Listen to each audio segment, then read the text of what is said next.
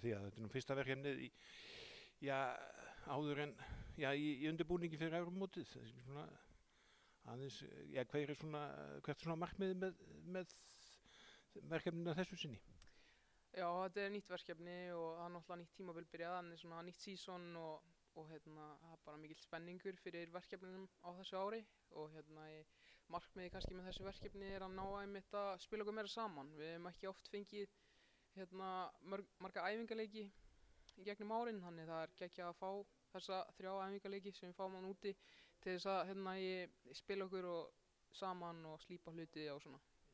Og undanfarnir dagar hafa kannski farið í þetta líka aðeins? Já, klárlega. Við reynum að nýta allan tíman sem við fáum á æfingum til þess að bara bæta okkur leik og laga ýmsa hluti. Og þetta er núna þetta er nú svolítið snemmt á tímabilinu. En kærkomið kannski í ljósi þess að stórmótið framundan? Já, klárlega.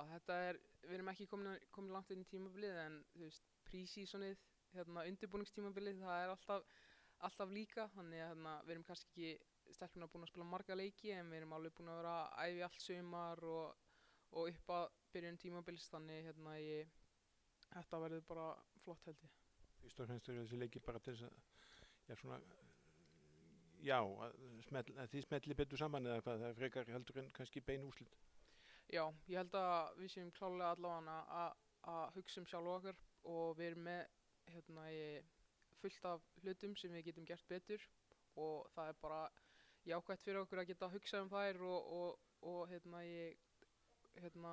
minnkað allavega eða hvað segir maður, gert hlutina betur sem við hefur vantað. Já, það þarf að gera það sem best þegar á hólminn verður komið? Já, klárlega.